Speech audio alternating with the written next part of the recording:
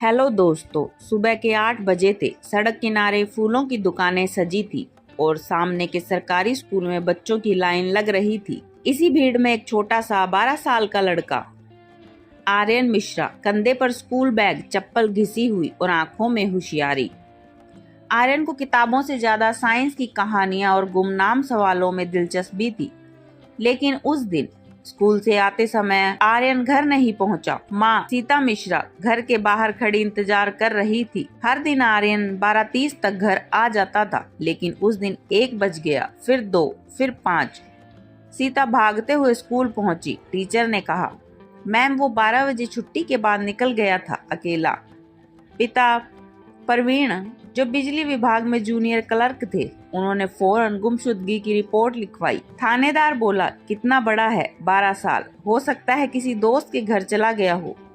दूसरे दिन भी जब आर्यन नहीं मिला, पुलिस ने कहा, मैडम कुछ बच्चे खुद भाग जाते हैं पढ़ाई से डर के, घर की डांट। लेकिन सीता रोती रही, मेरा आर्यन ऐसा नहीं है, वो तो अकेले दूध लेने भी नहीं जाता था। हर चौराहे पर आर्यन की तस्वीरें, स्थानीय न्यूज चैनलों पर पिता की अपील, स्कूल के दोस्तों से पूछताछ, लेकिन कोई सुराग नहीं।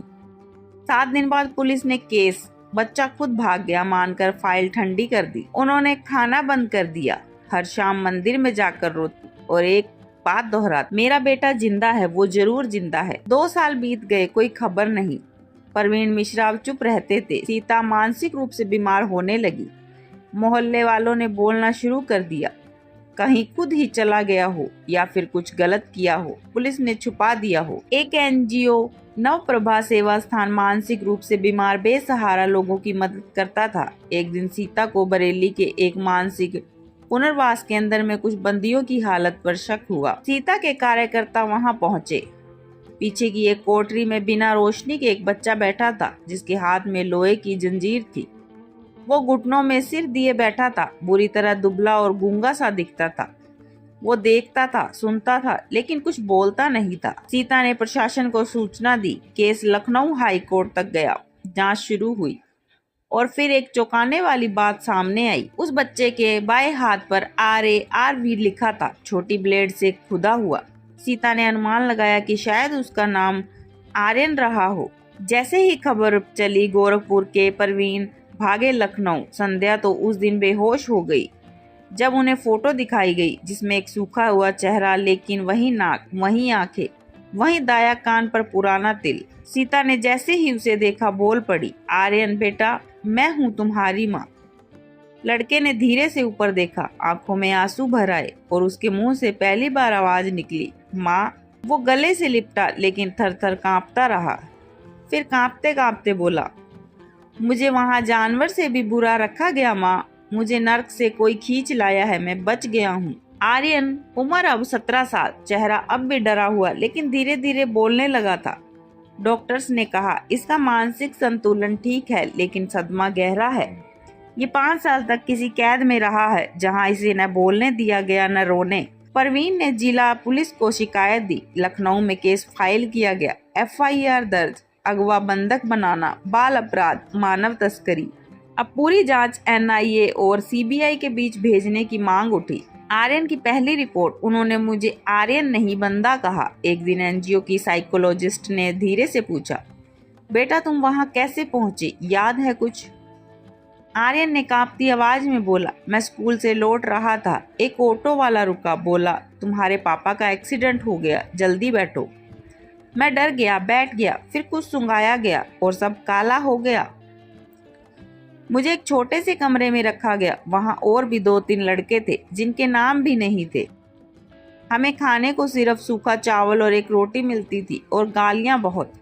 कभी कभी हमें काम करवाया जाता, किसी फैक्ट्री में, किसी गोदाम में, फिर पीठ पर डंडे पड़ते। CBI की पूछताछ में सामने आया, यह अस्पताल नहीं, एक बंद प्राइवेट शेल्टर था जो बिना लाइसेंस चल रहा था।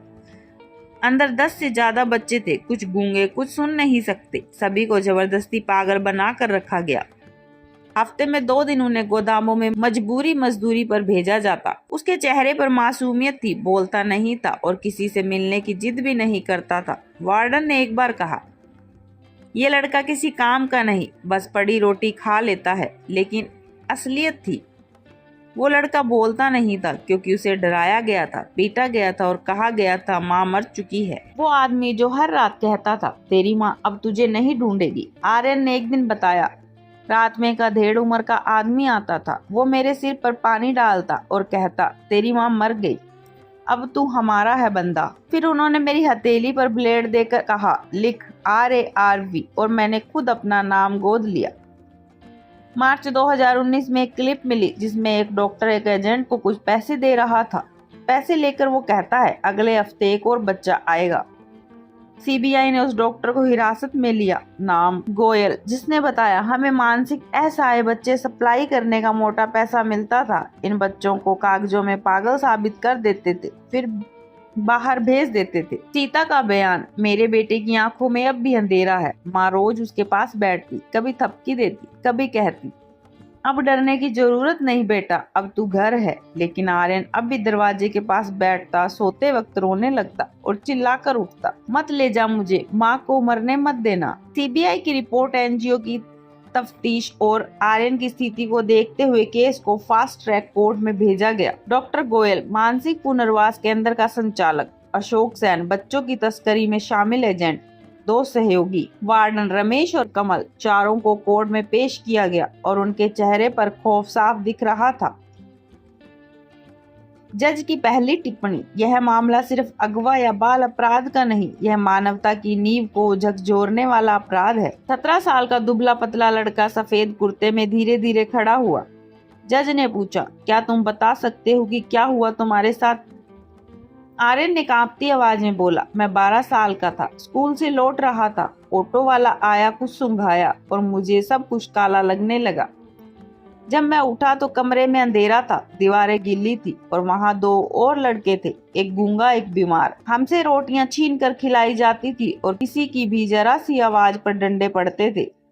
पूरा कोर्ट रूम चुप, कुछ मीडिया कर्मी भी रो पड़े थे। CBI ने फोटोग्राफ पेश किए, हथेली की पुरानी स्कार्स, NGO की मेडिकल रिपोर्ट जिसमें मानसिक आघात के चिन्ह दर्ज थे, CCTV फुटेज जिसमें अशोक सेन एक बच्चे को दरवाजे में धकेलता दिख रहा था। CBI की पूछताछ में डॉक्टर गोयल टूट गया।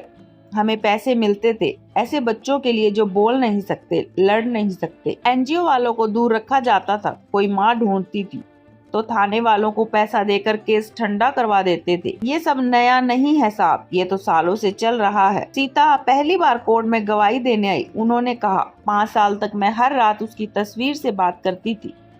लोग कहते थे पागल हो गई है, लेकिन आज ये पागल माँ अपने जिंदा बेटे को लेकर खड़ी है और वो सबको गवाही दे रहा है। यह मामला भारत के हर माता पिता की आंख खोलने वाला है।